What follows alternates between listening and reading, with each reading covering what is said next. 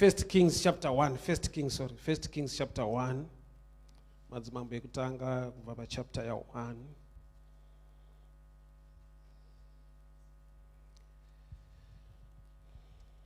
First Kings chapter 1, kusvika pa verse 9.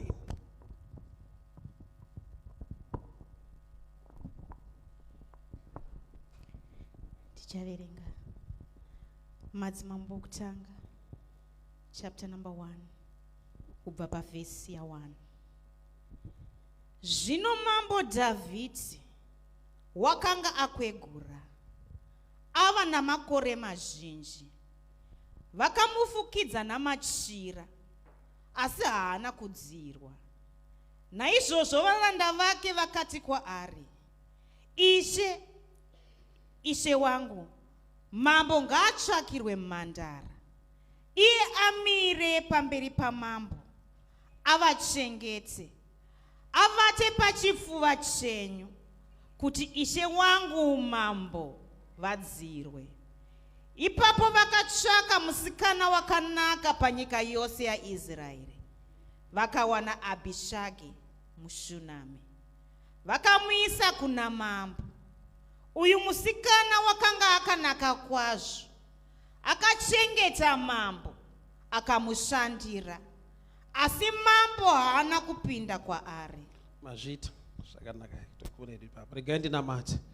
Mutsvene wakatendeka, Mwari wenyasha, tiri pano tinzwe kutaura kwenyu. Shoko renyu ngarititsure, ritidzidzise, ritisimbise uye ritigonese. Mbiri iwe kwamuri muzita raJesu. Amen. Mazvita enyu maimugadza. Handizive sei Mwari vada kuti shoko iri rive shoko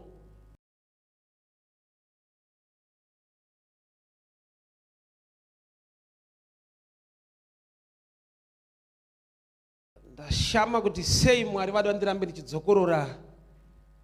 Handingati kudzokorora research, but pane zvitsva zviripo, but why the same scripture all the times? Saka Mwari vane chikonzero. Nyaya yaverengwa pano ndeyamambo David. Akura akwegura, asisa make madecisions samambo, but pane vanhu vakumufungira nekuronga iva machinda ake kuti mambo, tiri kuona kuti tikakufukidzirai machira, tikaisa gumbeza pamuri kuti mudzirwe, muri kuramba muchitonorwa. Saka taakundotsvaka mhandara musikana angauye zvake kuti agone kuva mugumbeze renyu kuti mugone kudzirwa. Ndokubva pafambwa muguta munzvimbo yeShunemi ndokuwanikwa mhandara yainzi ABISHAG. Uye pazvatsanangurwa zvanzi musikana uyu anga akanaka kwazvo. Handizive kuti beauty ine chekuita here nekudziisa mambo, but zvakasvika pazvakanyorwa kunzi anga akanaka, haasi kudiwa zverelationship, ari kudiwa kuti ashandiswe nemunhu asingamude, but pataurwa zverunako. Something strange. Mambo havasiriwo vari kuda munhu, atochembera David, but pane vanhu vati toda kutsvaga musikana anouya kuti mambo mugone kudzirwa, angapinde mugumbeza renyu. Ndokubva vatsvaga akanaka, haadiwe namambo, chiso chake hachinei, haasi kutombodiwa, but vanhu vasvika pakuti tikuda akanaka uye ari mhandara. Saka ndokubva auya akagara muna David, akasevha mambo. Ndofunga mambo wakatotanga kunzwawo kudziya, akasevhawo zvakanaka. But pane dambudziko riripo, nokuti zita rekuti ABISHAG rinoreva kuti father of error, baba vekurasika. So ndauya kuti ndigone kukoreketa imwe era muupenyu hwemunhu nhasi. Era iripo ndeyekuti munhu asiri kudiwa, hapana relationship. Chaari kudirwa ndechekuti adziise mambo. Ko varume havadi kumboronga zvekuvesa moto mumba munorara mambo. Kwakusina mahita nguva idzi. Kungoti tovesa moto pachikona, mambo makavatapo modzirwa, kana kuti taakutopa towedzera magumbeza. But vakati zvese zvatichaita taakuda kushandisa ari munhu. Ndokubva vanotsvaka musikana azvibata aiva mhandara, akanakawo, ane tarisiro yekuti ndichawanikwawo. Ndokubva paita vanhu vakamurongera kuti iwe hausi kuzowanikwa, toda ngokushandisa. Kwatiri kukushedza kunde kwamambo. Ndofunga naiye akafara, kana vanhu vakazvinzwa kuti ABISHAG ari kupalasi kwamambo vakafara kuti zvake gamba vanhu vari kufara outside, iye paapinda mukati umu ari kundochema. Why? Because arimo ndiye anoziva ega kuti ndiri kushandiswa. Vari panze vanoyemura kuti zvaka akaenda kwamambo, but iye ari kwamambo anoziva namambo hatidanane, havandiziva, havana basa neni, ndiri kungovadziisa ndiri muno mugumbezi, havandibati, havanei neni. Vanhu vakamuona achienda kwamambo vakati zvake. Usati nevanhu vekuti unovayemura but ivo pachavo vanotoziva ndiri pama1. Kune vanhu vanogona kupretenda kunge zvinhu zviri right, anotochenawo zvakanaka ari muzimotikari rake but ega anyoziva kuti ndiri pama1. Asi vanomuona vanenge vachiti zvake. So ndo picture ina ABISHAG. Akanaka kudaro, runako rwake harisi kuconsidwa. Mambo havasi kutombomuda. Hapana relationship iripo. Pane vada kungomushandisa basa regumbezi. Mambo vaifanirwa kuwedzerwa magumbezi vadzirwe. But kune vakataya pane munhu watida kuwaste life yake. Nokuti kana aida kuroorwa kunzoko hakuna chamurora. Kana kune vaida kutaura nezvebeauty yake kunzoko havachamuona nokuti toda kuti auye kupalace. But kwaauya kwacho auya kuzoabuswa. So nzvimbo inenge palace ukanoabuswa uriko, vanhu vanogona kusaziva nokuti unoita matama kunodyiwa zvakanaka. Tine vanhu vari muwanano dzekuti akasimba kudai unofunga kuti ndezvimwe zvinhu gamba mukati umu munhu akaonda zvisingaiti. Munhu ari kuabuswa ari kupalace kwamambo anochena. Kana motakedi ichibuda anotenga arimo achitokuwevha yoso. But ega anoziziva kuti mandiru muri kushandiswa munhu. So wakaipa une tsika yekudaro yekuti akada kuabusa vanhu haashande nezvinotyisa kana zvisingadiwe nevanhu. Anounza zvinhu zvokuti unonzwa sekunge pane kafevha so. Makore achifamba usina kuroorwa paine kafevha. Kana ari mukomana anenge achikuitira zvese chaasingaite kuenda kwatete chete. Zvese anenge achiita kana kuDubai munoenda but kwatete hakuendeki. Unyatsoona kuti panapa tine kalavhu kanenge kemupalace but pari kushandiswa munhu. Uri kundinzwa manje.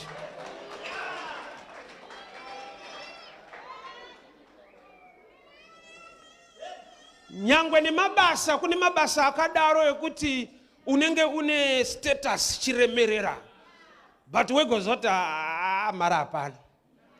Asi uchinzi chef, boss, bari unona kumushandisa kuvaka. Pani kuabuswa nekupiwa mabenefits ekuti vanokuona zvavo vanenge vachiti zvavo vari mupalace. But wega unotoziva kuti life yandirorama iera. Hakuna chef wakadai. Vasina pekugara. Uchingonzi chef. Wega unyatsozinzwa kuti hakuna boss wakadai. Vasina uchavanganongedzere cheupenyu hwavo. Vanhu vachitokusaluta vachikutya. Wega uri mumba mako uchizoziva kuti but ushefu wacho unenge ungoitana chef hapana zviripo apa. ABISHAG vanhu vamutsvaga havamude. Asi vatoita choice yekumusarudza kuti uya kuno. Mambo wacho waari kutsvagirwa haamude. Yaari kutsvagirwa yacho ndeyekuti mudhara kumusesekedza apa pedyo nekufa achembera. Makore afamba. Uyo ake mashoma. But ari kunzi chiuya woweste makore ako pane munhu asare nemakore mashoma ekuti afe. Kureva kuti ari kuuya kuzogara nemunhu waasiri kuroorwa naye, waasiri kudanana naye. Vanomuda vari panze kureva kuti ari kuvanzwa, ari kubviswa mune potential yekuroorwa, achinovigwa maasingadiwe kuti afire imomo. Kune mweya inoti kana yafunga kukurwisa. Yesterday I was ministering ku street. Moses paakaberekwa muEgypt akaendeswa mupalace kwa Faro. Zvichiita sekunge pane favor hombe iripo. Gamba vana vese vaiberekwa ukomana vaiurawa. But Moses paendeswa mupalace haana kuurayiwa physically.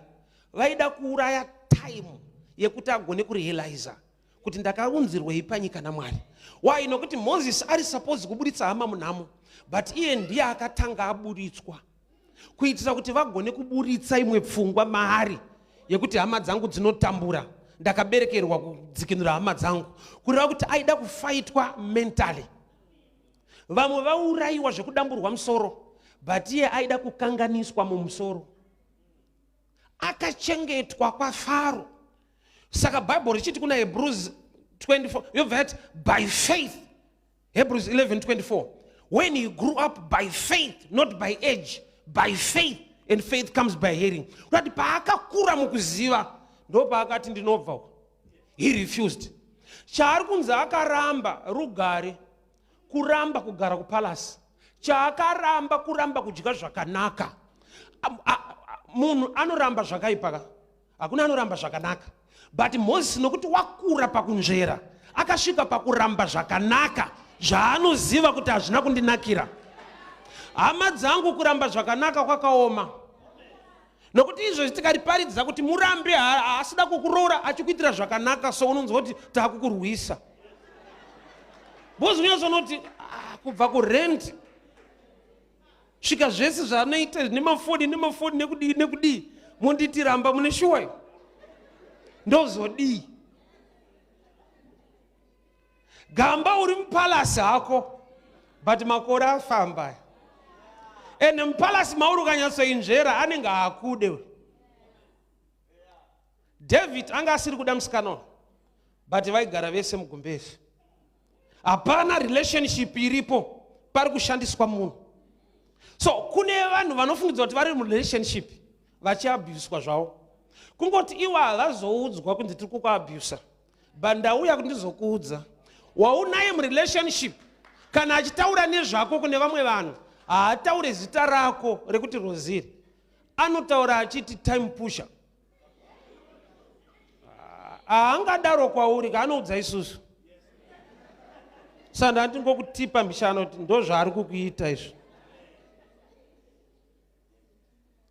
Vanhu ava vanopiwa mazita, mumwe anotonzi pain killer.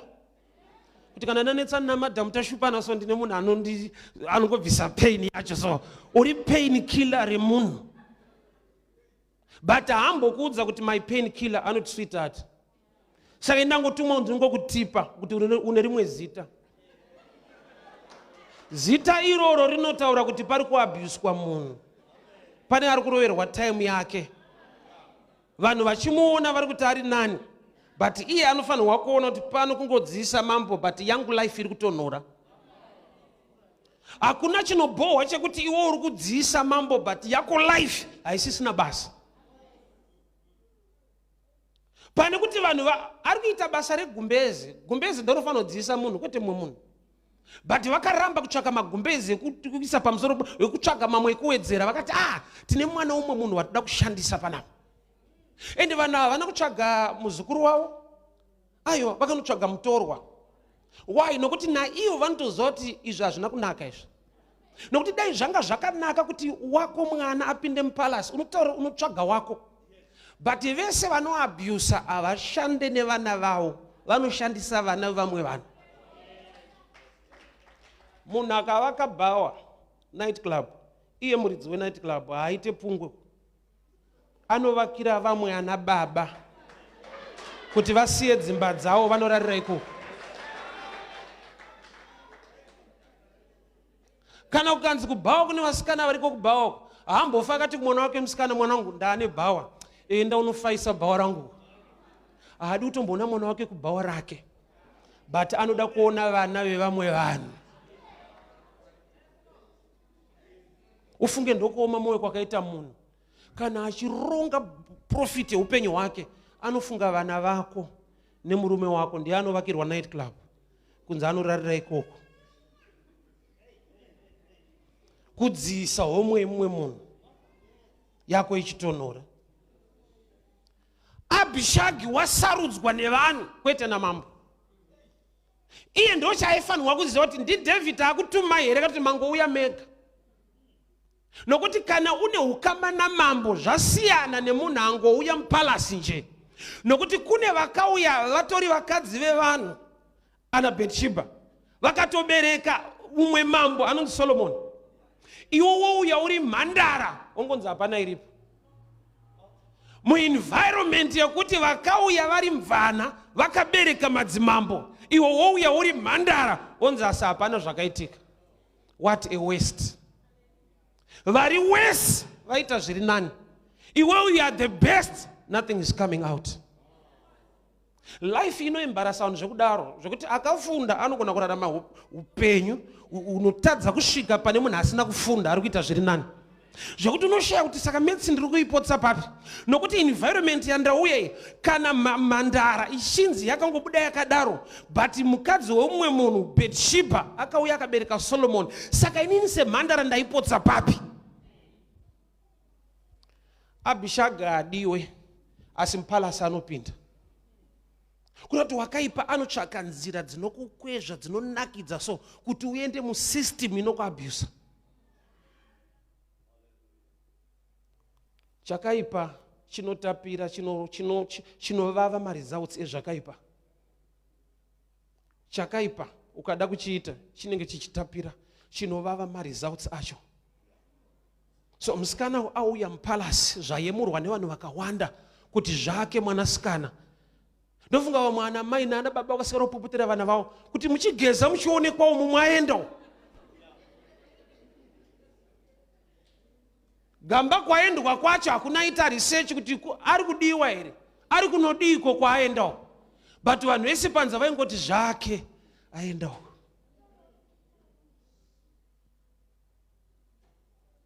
Zviri nani kuregera kuenda mupalasi uchinoshandiswa uwanikwe zvakanaka kunze kwepalasi.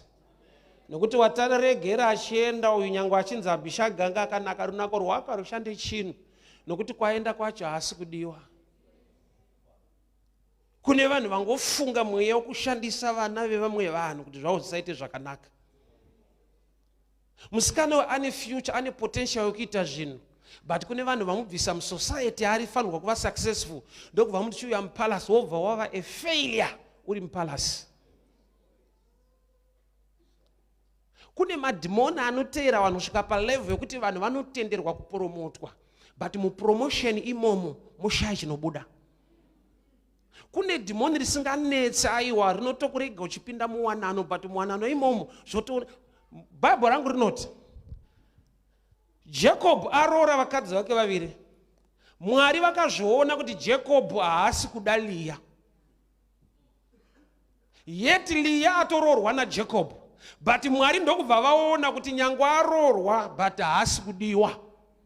Ndopa vakakonzera Leah kutanga kubereka Rachel asiri kubereka. Nechikonzero chekuti Mwari vakatoona kuti kurorwa arorwa but kudiwa haasi. So kurorwa imwe subject, kuzodiwa imwe subject. Zvinoti Mwari vasakubatsira unoita dambudziko rako rekusadiwa wakarorwa. Pamwe usiku ndinzwa. Zvinoita ufunge kurorwa, but Mwari ndo vakatoona kuti uyu haasi kudiwa. Asi achitosunga Zambia aitonzi mai Jacob, iye naJacob hawirirani. Mwari ndo vakaona kuti Leah haasi kudiwa but akarorwa. Kuna mamwe challenges are so internal yekuti Mwari vakasakuona kuti vakununure kunze vanenge vachikuyemura but mukati uchichema. Dai taiziva misodzi inochema madzimai ane varume, unyatsoona kuti kune vari pavarume but vanoita seshirikadzi. Jesu wakabvunza mukadzi weSamaria akamuti chienda unodana murume wako, zvikanzi handina, zvikanzi wataura chokwadi kuti hauna, nokuti ari kumba uyu haasi wako. Kureva kuti pakatova nechiprofita chakakura kuti munhu anenge aine murume, but kana Mwari vakubvunza zvevarume chaizvo, munhu anogona kutonamatira kuti Ishe ndiri kudawo murume, iye ari pamurume.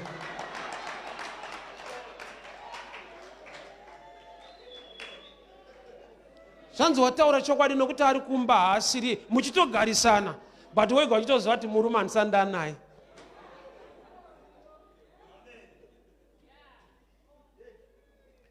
Era yemusikana uyo iri kubva pakuti haasi David ati ndinokuda.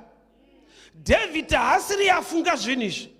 Iye atochembera, haachatombonzwi kana akumekerwa madecisions nevanhu vaanogara navo. So kune vanhu vangofunga kuti musikana uyu ngauye kupalasi. Chikonzero sei wakauya kuchechi ndopada kuti titangire nhasi. Nokuti tine vanhu vakauya nekuda kwezvikonzero zvakasiyana siyana, but the main reason munhu anofanirwa kuinga kuchechi ndeye relationship. Yekuti uzodziisa mambo iyi inonetsa. Relationship, dai musikana uyu aidanana naDavid, tainzwa momwe ma results are different. But David wacho, the king knew her not. Mambo wana kutombomuziva kana kumubata ndofunga kana nezita chairo kungoziva kuti mune munhu ndiri kudzirwa. She was serving wholeheartedly, but in the name ye abuse. Ibasa raifanirwa kuitwa negumbeze nemachira, but riri kuitiswa munhu ari mwana wevamwe vanhu ane tarisiro kuita zvimwe zvinhu muupenyu, but kune mweya yakamurwisa nenzira yakati rongekei, kurwiswa zvekuti unotamburira mupalasi, kurwiswa zvekuti vanhu vanogona kusaona kuti uri pataiti nekuti vakakutarisa unenge wakapfekawo zvakanaka uchiyemurika kwazvo, but mweya yechina ichitoziva kuti takahwina munhu wedu. Kune ataki yakarongeka to a level yekuti newo unopedzera wakusapota chiri kukuataka. Unizozwa kuti ndaimbotara nemwe muchinda so ndikati mukuru yamuri kuita iite iyo inoitwa kunzanzi smallhouse kunzi kudii, ndobva tanga urizena neni zvakanzi bandozosvika kuti ndikamusiya manje anozoita sei. Usa kune munhu anenge akutange ndimesaya, unonzwa kunamata kuti anotambudzika azvizoita musho, moyo wangu unobatikana. Chivi chikasvika palevel yekuti unotange waamwari kumunhu, right. Mwari une nzira dzekubatsira vanhu vake, kwete kuti mai ndikamusiya manje moyo wangu unobatikana, kumusha kwawo ndiyari kutosapota vanhu. Unonzwa kunamata somuchivi, kunzwa kunamata kuita tsitsi dzekuti unonzwa kuti aizve ndikamusiya hazviite. Kunyazonzwa kuti mweya waMwari unenge wakanganisirwa. Iye Mwari wacho achitisiya uchirizena naMwari kuti isheba ndikamusiya munhu zvinhu hazvizofamba zvakanaka. Church ndinzwe, attack painouya seABISHAG aiuye uchirwiswa unodiwa, but unofanira kuziva kuti ari kundida ndiani ende ndichidirwei. Nokuti musikana uyu haasi kudiwa naKing David. David haasi kutomboziva kuti kwauya munhu akaenda unotsvagwa nevanhuwo zvavo. Auya mupalasi haana kuinga relationship basa. So secret yekunamata inotangira parelationship. Usatangire pakuda kutsvaga zvimwe zvinhu usina kutsvaga ukama naiye muridzi wezvinhu. Chaainga uyu haana kuinga mambo, angoinga mazuva ekuti vapedyo kufa rega vangodzirwa, gamba namambo wacho havasi kuzivana. Ndine mubvunzo manje, iye David ari kutsvagirwa musikana wekuti amudziise, anga asina vakadzi here? David aiva nevakadzi vakawanda, but inda vakadzi vese havadi kudziisa murume wavo. Iwo musikana ndiwonozvigona here? Amene musikana wandiri kubvunza ine. Iye mukadzi wake chaiche ari kutadza kunyatsomupa joy, iwo ndiwonoikwanisa. Uri kuona sekunga unotonzwa achitobvunza muri kutambiswa, muri kubikirwa here, muri kubatwa musha, iwo ndiwo uda kunyatsodziisa mambo. Rega ndipasiye baba. Urinyatsoona kuti murume uyu ari kutambiswa, beta inini ndindozvigona. David ane madzimai, kwete mudzimai, madzimai vadi kuita majuti ekudziisa mudharo. Kogoita kamusikana kanoti zvatadzwa nemadzimai ndozvigona pana mambo. Kana mweya wokushandiswa wabata, anonzwa kuti zvaari kuitirwa nemukadzi wake zvishoma ndoda kudarika ipapo. Haanzwe kuti murume womunhu, anonzwa kuti aiwa mukadzi wacho pane paari kutadza. David haana mukadzi, ane vakadzi vaigona kuita majuti yekuti dhedhi vaakutonhorwa rega itidziise dhedhi, but vakadzi vese vonzi endai uku toda kutsvaga musikana. Ende musikana wacho wotoregera kubvunza kuti zvatadzwa here naana Bhetishebha vese madzimai ese ari muno ana Abhigeri wazvitadza here? Anonzwa kuti aiwa ndinopinda hangu mugumbezi. Kune vanhu vakuprefer kupinda mugumbezi than kupinda muwanano. Pamwe uri kuinzwa shona iyoyi. Kune vaakugona kutambira mugumbeze chete. As long papalasi breakfast ichirohwa, hembe tichitengerwa, kana ndikanzi ndakuroorwa, totambira hedu yemugumbeze iyoyo. Uchizobuda nei mugumbezo mapana? Ana Bethsheba vabereka mamwe madzimambo ana Solomon, ukaverenga pamberi uchanzwa kuti musikana uyu haana chaakawana mupalaso. Chasara kudzingwa chete nokuti Solomon kana apa nyanga anosapota kwa mai vake.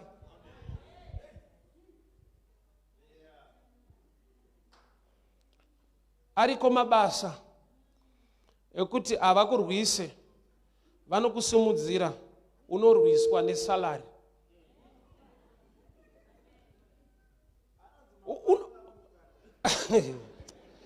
Unosumudzirwa zvekuti vanhu kumusha uko vanokuvenga kuti but ndishefu kusouth ikoku. Gamba ndishefu ari kudziisa vamwe. Kambani iri kudzirwa nekuda kwake. Vakatomisa position iyo nekuti ane zvaanogona but havana moyo naye. Vane moyo nezvaanogona zvingabenefite company. Kurati uri ukushandiswa as a tool yekudziisa masystems ehomwe dzevanhu. Ndati ndiri kuzviparidza kuti area iyoyo Mwari wakuwanire nyasha inoda kukanselwa. Haungave munhu ari so professional anogona zvinhu yet you are being used.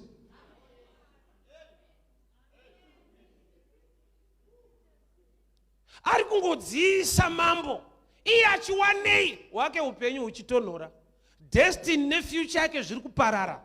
Tine vanhu vekuti vane zvavanogona zvikatoonekwa nevamwe vanhu torai munhu yanogona zvinhu izvi. Iwe pavakakutsvaga pai vanga vanzwa mbiri yako yekugona basa ndokubva vakutora but havagone kukudziisa.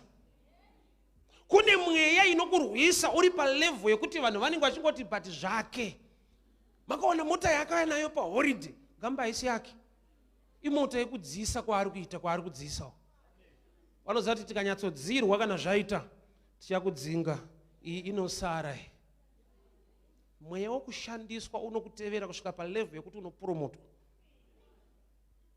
Vachitoziva kuti neunyanzvi hwake tinosimuka. Torai munhu yanogona. But mweya uripo ndewekuti chatamudira hakusi kumuda zvatiri kuda kubva kwaari. Ngwarira vanhu vasingakude vanoda zvaunogona nezvaunoita.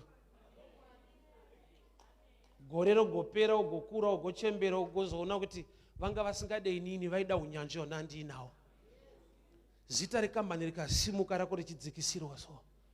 Iri mweya unogona kutadza kuona why nokuti kana muri mukudziisana namambo kupalasi zveumambo mambo unozviwana but ziva kuti hausi mambo. Anoziva kuti ukaroorwa nadhokta iwe hauite dhokta unongori mukadzi wadhokta. Paanofa anotofa nechitupa chebasa rake hanzi chipai adzimai vachasari vachirapawo. Wakadziisa chiremba.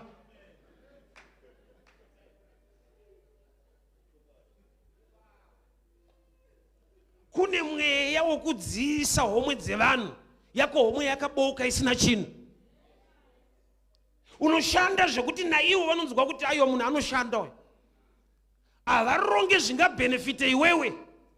Vanotsvaga zviri temporal zvekuti ukangonetsa nawo vanosara vaine mari dzavo iwe woenda wakadaro. Asi vanenge vachikuona vachinzwa kuti ABISHAG ari mupalace vanenge vachiti asi zvake musikana uyu ane lake akomana. Ndomakambani ataishuwirawo kupinda ndokwaari ane lake. But ari mukati anongoita zvinongoitwawo imomo zvokungodziisana dziisana. Wake upenyu anenge achishima misodzi. Dai Mwari atibatsira era yakorektwa iyoyo. But ndinofara kuti Mwari wedu hakanganwi uye ndiMwari akatendeka. Musikana uyu haana kuzvisarudza kuti apinde mupalasi. Kune vanhu vakamubunyikidza vakamusarudza. But nekuda kwokuti kudenga kuna Mwari une nyasha. Yakasvika nguva muNew Testament church. Bible rinoti kudii? Josefa wemba yakwaDavid aidana nemhandara yainzi Maria. Mhandara Maria ndokubva yasarudzwa nedenga kuti itakure pamiri paJesu rinova ruponeso. kureva kuti mumba yaDavid makambouya mhandara yakashandiswa inonzi ABISHAG naKing David, but mwanakomana waDavid manje Jesu kuti aberekwe kwakatsvagwa one from the lineage of David. Sei Mwari vaakubata futi imba yaDavid uye wobata mhandara? Mwari varoda kukorekta era yakaitwa naABISHAG kuti nokuti umhandara kuzvibata kudzikama, kureva kuti kuzvibata nekudzikama kwako akufanira kuendera mahara, kuda kwako Mwari nekushingaira kwako akufanira kuenda mahara. Mwari vachati you are favored among the women.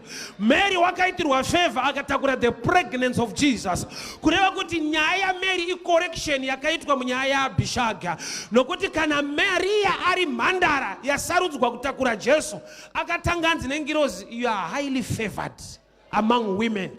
Yet Old Testament kune mumwe akaabuswa ari a virgin girl. Saka Mwari vakagadzirisa era yemhandara, ngavagadzise era yelife yako. Mwari ngavagadzise era yekubasa kwako. Mwari ngavagadzirise era nokuti Mwari ngavaone kushingaira kwako. Mwari ngavaone shungu dzako mukuvanamata. This era must be corrected. Vakashandiswa ndevamwe kwete iwewe. Mwari ngaakupe nyasha dzekuremekedzwawo. Vanhu ngavatarisewo kuti newo uri kuitirwei. Washanda makore mazhinji, kampani yasimuka, waita zvinhu zvinoyemurika, but iwo upenyu hwako sei uchiramba wakadaro. May God correct this era.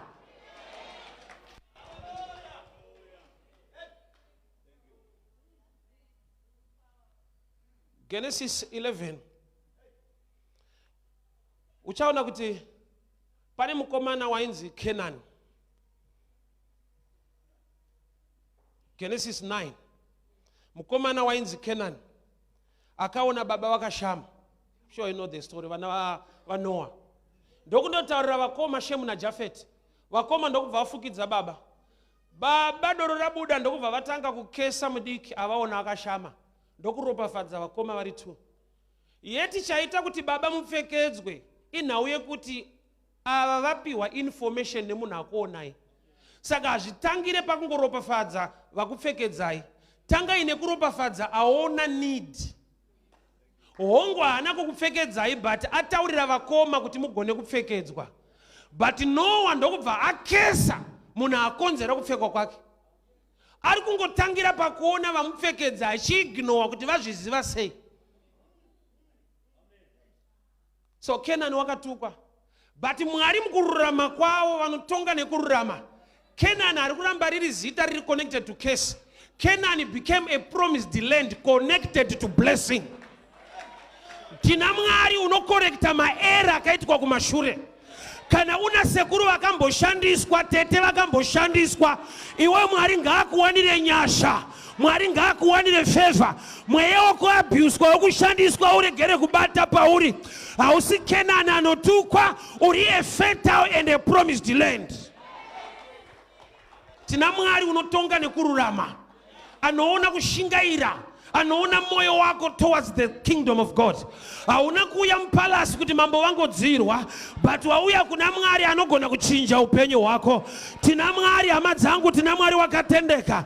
Anoti akaone era yaitirwa ABISHAG, akanganwa anotarisa kuna imwe mhandara yauya muimba yakwa David. Oti kana David asina kuziva mukadzi wake, but panewe denga richakuziva. That's why Joseph akanzi mukadzi wako denga ndora muziva kuti ave nepamwiri. Kureva kuti zvauchatadza kuitirwa nevanhu Mwari ngavakuitire pachawo. ABISHAG ari mhandara mambo havana kumuziva, but Maria ari mhandara Mwari vakamuziva. Zvanzi the Holy Ghost will come upon you. Kureva kuti vanhu vakasakuziva Mwari ngaakuzive. Vanhu vakasakusimudzira Mwari ngaakupe nyasha. Vanhu vakasakusimudzira simudzirwa naMwari. Maera akaitika kudzinza, maera akaitika kudzinza rekwako, ndauya kuzoakorekta nezita raJesu. Nokuti kana mhandara yakusina kuzikanwa naDavid yakauya ikava mugumbeze ikaparara zvakadaro, Mwari wauya futi kumba yaDavid ndokubva aona kuna imwe kune mhandara zvikanzi wakaropafadzwa pane vakadzi usina kuziva murume, ini Mwari ndichakuziva, uchatakura pamiri pasinei nevanhu but pane chekuita naMwari. Kuda kuti kune mhandara yakarangarirwa nokuti Mwari wedu unokorekta maera emhandara. Era yekumusha kwako toda kuikorekta, era yekudzinza kwaunobva ngaikorektwe naMwari, nokuti wakasarudza kunamata Mwari anoziva zviniko kumashure but anoti paupenyu hwako hazvingaitike. Nyasha ngadzikutevere, ropafadzwa zvaunobata, komborerwa naJehovha, hautenderwe kushandiswa, roorwa mwanasikana, hautenderwe kuabhuswa, simudzirwa pabasa, mari zhinji ngaibatike.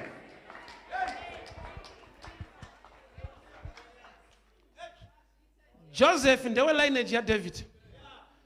David akava nemhandara ana kuiziva. Mwari ndokubva vaona kuti haisi choice yemhandara. Kuzvibata uku munhu aitova nefuture aitotarisirawo zviri nani. But kune vanhu vamurongera kuti vamukanganise. Saka zvese zvakarongwa navanhu zvekukanganisa, Mwari vanozvikorekta. Mwari ngavakorekte masystems iwayo. Kana kune masystems ekuti munongoshanda pasina imba inovakwa, tanga ngaivakike newe, Mwari ngaashande newe. Kana kune madzikuru akafa achingoshandiswa vasina chavakaita muupenyu, the error must be corrected. The error must be corrected. Ngazvikorektwe pauri, ngazvitangirewo pauri. Tina Mwari asingakangana. Saka uchiona Jesu wacho anobvanzi mwanakomana waDhavhidhi, kurati ndiri kugadzirisa nyaya yaDavid yekuignore mhandara. Jesu anonzi son of David, nokuti David wakapiwa mhandara akaignore, but Mwari pavakaona mhandara havana kuignore. Mary akanzi the Holy Ghost will come upon you. Mweya waMwari ngauye pamusoro pebasa rako, mweya waMwari ngauye pamusoro pemuchato wako. Mumarriage imo muchigamuchirawo kudiwa, regera kungoshandiswa, iva amai vanoremekedzwa diwa. Mwari ngaakuwanire favor. Kana Maria akarangarirwa nedenga, zvikanzi usina kuziva munhu asi uchava nemwana. Kana vanhu vakati havakuzive, una Mwari anokuziva. Vanhu vakati hatina basa newe, kuna Mwari ane basa newe. The error must be corrected. Haungape company information yakadaro neloji iyoyo, ungopiwa a title without anything to show forth. Kunzi boss ngakuteerwe nezvinobatika nezvinooneka. Rega kungopiwa promotion inongokudziisa. Iyo kusalutwa nevanhu usina musha hakunakidze mani. Boy kana nekungosalutwa nekungobhigwa pasina chekunongedzera chaitwawo muupenyu hwako. Anozati vana vako havadye hairstyle, havadye hembe dzakanaka, havadye ndege dzaunoenda kuDubai. Muri yako haigare matiketi endege. Hapana paucharatidza muri yako kuti kambani yandiendesa uku, taenda kuholiday uku, taenda kuholiday uku. Vana vasina pekugara, uri kudziisa mambo. Vakuda kutaurwa navo kunzi vakuru, zvemaholiday madi kundipa iri mandavaka. Ndemwe murume wandaifamba naye so. Aiti akangoita any trip hada kuenda kunze kwenyika, ibva mufana wangu ndipe passport, mfana wangu ndipe passport. Ndakazogara pasi ndakati mukuru, tafamba nguva refu ndichikuperekedzai muchiita zvinhu zvenyu, this time mbondisiyai ndambosara ndichitawo zvangu. Why? Because ukatarisa tiri kukura, muri haigare mutiketi rendege kuti mwana wangu ndakaenda kuEthiopia, ndikaenda kuDubai, ndikaenda kwakati, chigara waridzai matiketi murara. Iwe Moses akaramba nokuti anga akura pakuziva by faith. He refused. Chairamba chi rugare rusina basa.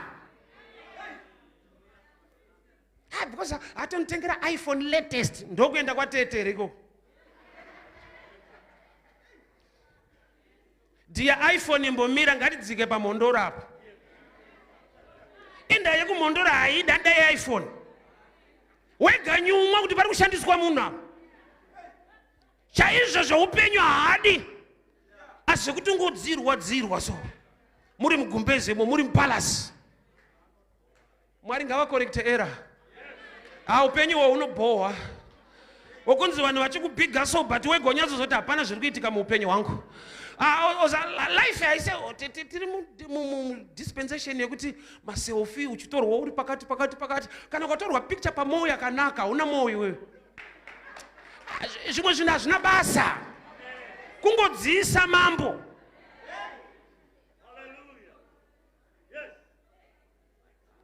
Apa ne ndiri ngotsika vanhu manje ndichanzwa musha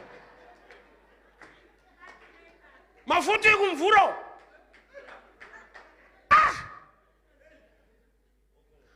Kumvura kumo makore ari kufamba. David akangofa bedzi, muri kudzoka kumba.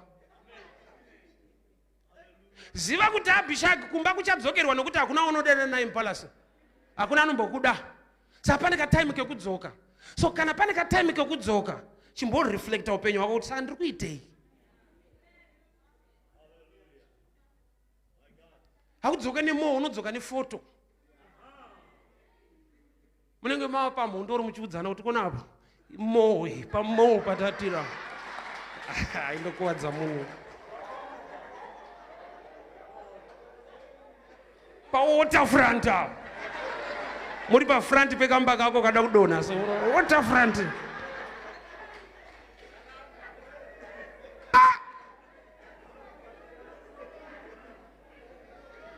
Pakuda kuita hasha naSatani kuti usandinyepere nepalasi isiri yangu, usandinyepere nemoho isiri yangu, nyika isiri yangu, imba isiri yangu. Mwari ndiwanirewo nyasha ndigone kunongedzerawo panonzi pangu.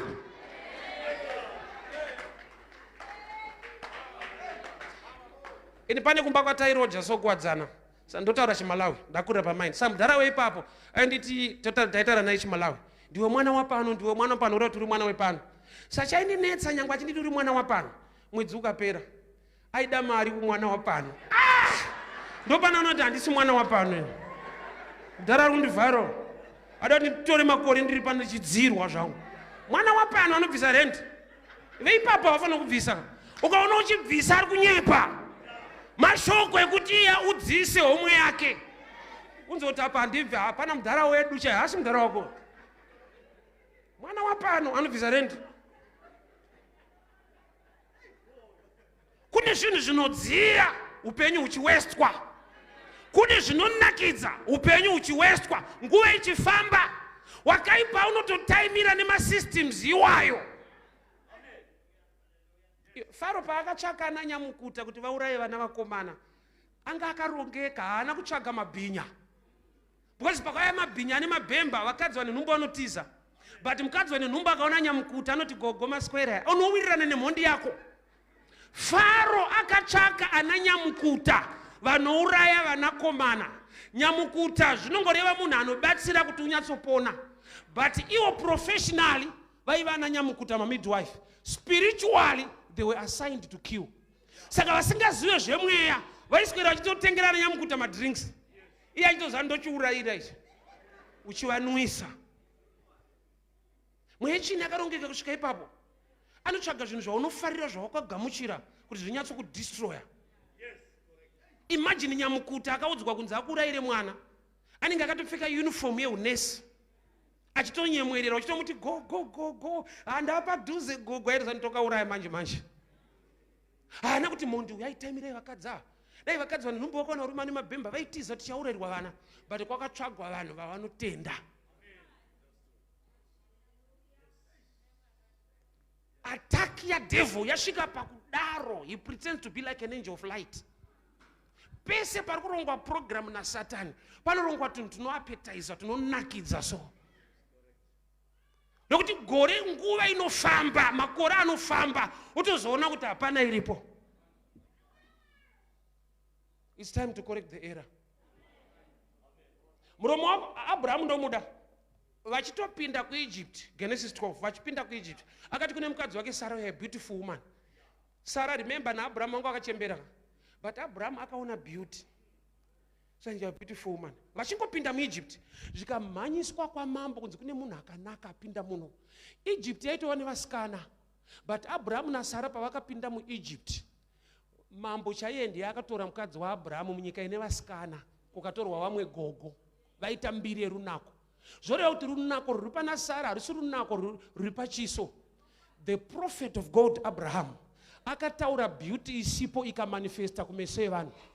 Kuda kuti iwewe you are a prophet of your own life. Learn to speak positive words upon your life. Taura wega kuti kushandiswa ndichada, kuabuswa ndichada. Baba ndakudawo zvinobatika muupenyu hwangu. Ndaneta kudziisa mambo, ndaneta kudziisa makampani evamwe, ndaneta kudziisa marelationship evanhu. Ndakudawo murume anonzi wangu. Unonyaradza wemunhu ndewakwe. Achitokudza so kuti maiguru wako anzwisise. Iwe wakatanga kunzwisisa rini? Unopiwa zvichemo zveimwe imba iyo. Apa kuda nharo kuti Mwari wakarangarira Mary iri mhandara mukamuti ya favored. Maona kuabuswa kwa ABISHAG na David. Rangarira upenyu wangu. Kana Mwari vakazviita vanozviita. He is the same yesterday, today and forever. Zvinotangira pauri. Pakutoda mweya wenharo. Zvakuda kutotangira pauri. Kuti Mwari inini ndini ndichavakawo imba kwedu. Vamwe vese vakamboshanda vakashandiswa kwete type yangu. Ndinotenda muna Mwari unoita zvishamiso. Nyangwe Mary asina kuziva murume akatakura pamiri.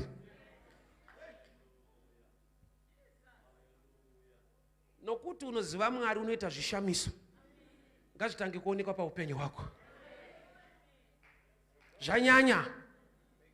Ipattern, isystem iri kumhuri. Vakashanda uko hapana chakabuda, vakashanda uko hapana chakabuda, vakashanda uko hapana chakabuda. Iwe unoziva Mwari iwe. There must be a difference. Takuda mutsauko wemunhu anoziva Mwari nemunhu asingazive Mwari. Maria warangarirwa pamadzimai ese. Ndokubva atakura pamiri paKristu. Kandi unoziva Joseph akafunga kumboramba Maria asina kunzwisisa nyaya. Denga rikaburuka rikaudza Joseph kuti regera kuramba mukadzi wako. Mwari ngaadefende zvinhu zvako. Zvauri kuita naMwari, Mwari ngaave defender wezvinhu zvako.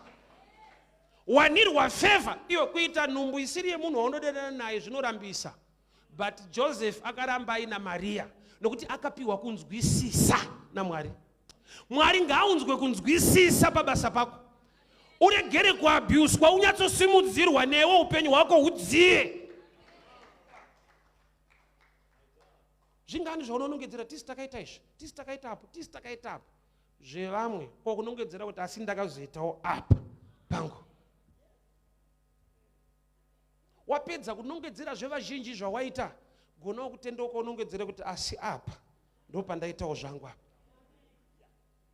Mwari atiwanire nyasha. Mwari atirangarire nyangwe nemunyika yevatorwa.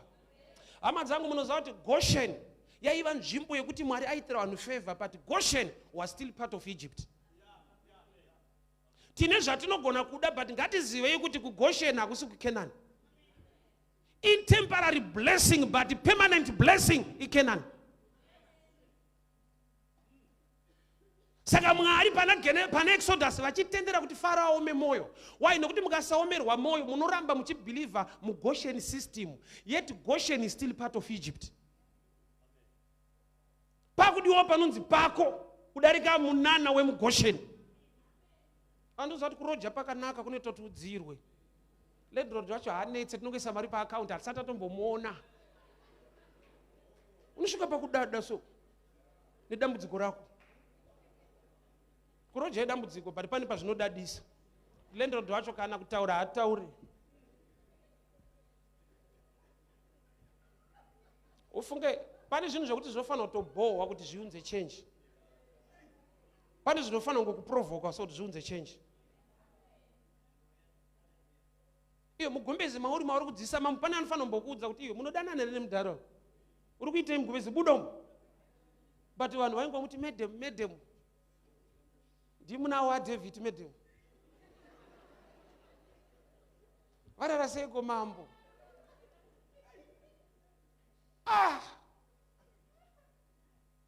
Chii chaanobuda nacho ABISHAG? Hapana, time yake ndo yawestwa. Makora paanotozobuda imomo mupalace David afa. Anosvika type yese aida kumurora. Yakarora kudhara. Ndopa unozobengenuka manje kuti varume vakandikuvadza naye. Ya go gogo vanhu vakutonyeya kuti kagogo kakari kemupalasi kako asati munzwana unoyemurwa asati gogo angari vechirungu manje ava vairova smart manje gogo vasina pekugara gogo ava vanga vasingaite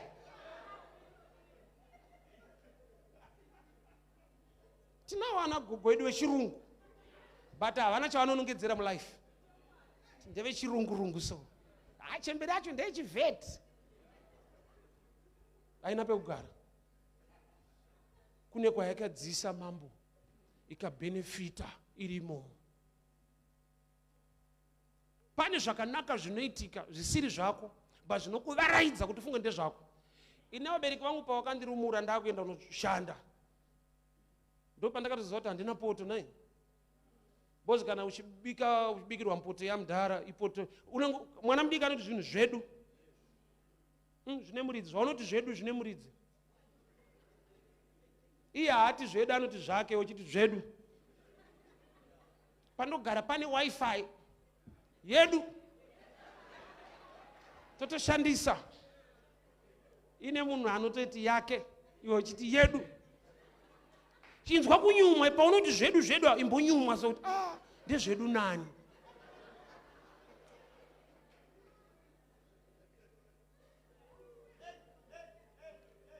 murungu wacho munhu mufunge murungu wacho munhu chaiye kana problem kada makore achifamba unozoona wapa beti bridge wakudzokera kuti anga ari right ake but ma1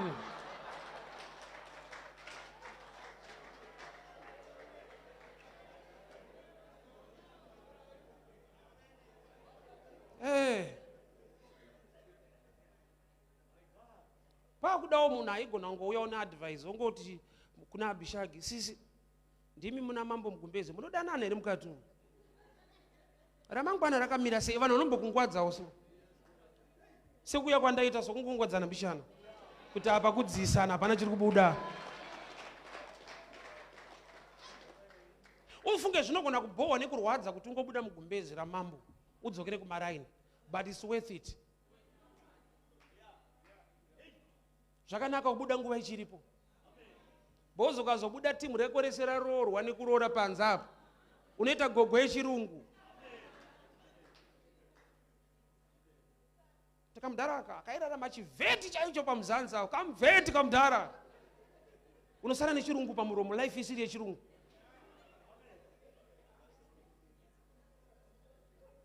pamuromo panosara chirungu life yese haisi yechirungu kana yanguva yekuita hasha kuti Mwari vhurai meso angu ende ufunge kana shoko ratauya kwauri Mwari vane chikonzero why nokuti kana vakazviita mulife yaMary kuti hakuna mhandara ichauya kwaDhavid kuzongoshandiswa iwewo kana wauya kuna Mwari hauna kuya kuzoshandiswa wakauya kuna Mwari anobvisa kushandiswa nekunyadziswa ndokumbira tisumuke nendamata Mary wakauya kuna David kuna Joseph ndewemba yaDavid so Mwari vakatarisa kuti David ane mhandara yaakaabhusa akasabata akasaziva but nokuti munhu wauya kuna Josefa wemba yaDavid iye Mwari waIsraeri ndokubva arangarira Maria manheru ekurangarirwa manheru ekurangarirwa haiwa ushandiswe kusvika rini konai takuda nyasha iwe murungu wacho ngaamboita bureni yekukubvunza kuti unogara pai unogara kupi ngaafungewo mhuri yako kwete iwe ngaafunge kwaunobva Mwari ngaatipe type yevanhu vakadaro vasingakuitire tunhu tunodziya but vafunge future ini kana ndadya zvinonaka kovana Mwari ngaamutse moyo wevanhu vaiita kuti vadzirwe vambofungawo kuti wako upenyu unodawo kudziya uri kutonhora ariko Mwari akadaro moyo yemadzimambo iri maoko aJehovha ngaaite pfungwa yekuti wega unoshama kuti murungu azvifunga sei akudawo kuti zvangu zvidai so yoda tinamate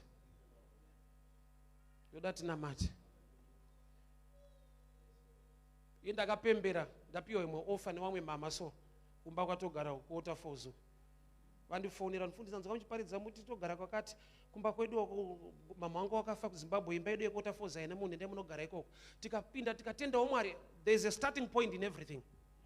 Kufira pekutangira ndo mistake, but pane panotangirwa.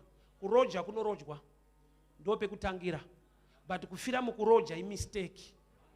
Usatombozi ubabadzira life pane pekutangira. Sorry ndakusumudzai manje. Ndine shamwari yangu aiva garden boy wandakapa advice kuti kamari kauri kuwana itaonyora ma subjects awakafuira uimprove life. Paakanoudza murungu wake akati uri kufurirwa. Bozi kuno vanhu vanoda kuti ufere garden boy. Garden boy panotoshandwa ndo pekutangira, but kufa uri garden boy era. Life pane painototangira. Kuroja one room kunoitika. Ndakagara mu one room nemwana aitoita form 1 musikana.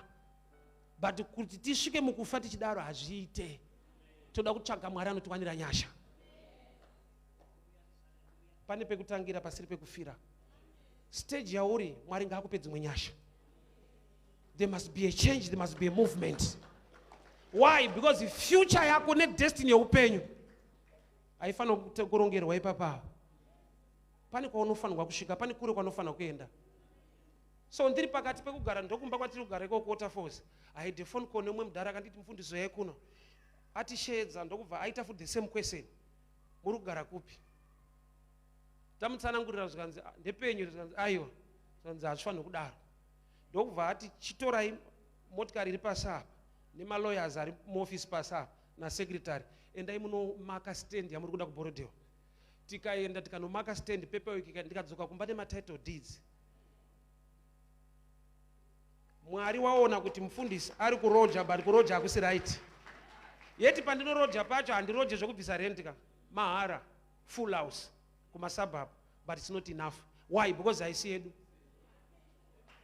But takadekare pa zvokutozorora kopane bhota pa zvova izvo haizvi. But Mwari anongazvati tsana vari kungodzisa munhu.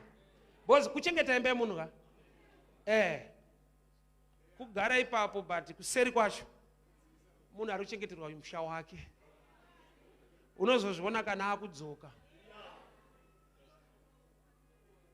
Saka Mwari vakatirangarira ipapo. The same God must remember you. Ngazvive pakudziya zviende pazvinhu zvinobatika. Let us begin to pray.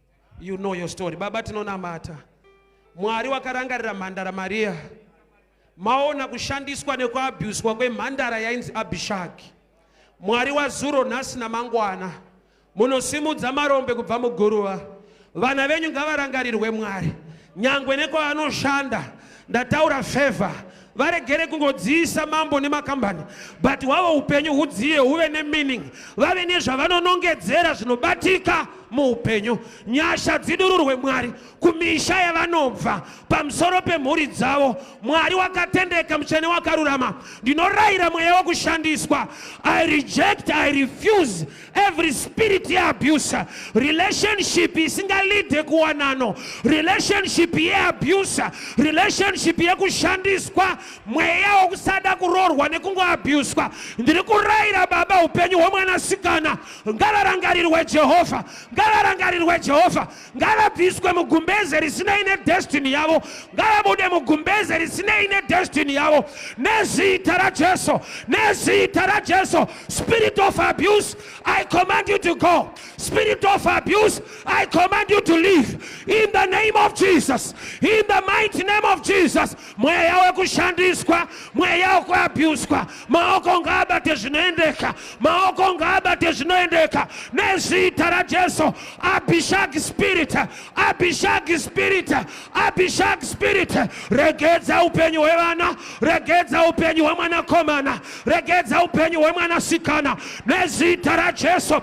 Nezita ra Jesu dzimba ngadzivakwe, michato ngaichatwe, zvavanoshuvira ngazvibatike. Mwari wenyasha, batai moyo yemadzimambo nevanoshandira Mwari, ngavavanzwe, ngavavarangarire, ngavagone kuvaonawo sevanhu, ngavafungurwe Mwari pavanogara, ngavafungewo Jehovha pamusoro pemhuri dzavo. Taneta kudziisa mambo, taneta kudziisa makambani, taneta kuvaka zvevanhu, takuda kuvakawo zvedu nezita raJesu. Mwari wakatendeka, Mwari wakatendeka, Mwari wakatendeka. Ndataura Baba kusimudzirwa, ndataura kusimudzirwa nyangwe nebasa raanoshanda. Elevation Baba, elevation Mwari, kusimudzirwa kwevana venyu, mweya wekushandiswa, mweya wekuabuswa ngaushayiwe simba. Mwari wenyasha, Mwari werugare, I decree and I declare your grace and your favor in the mighty name of Jesus.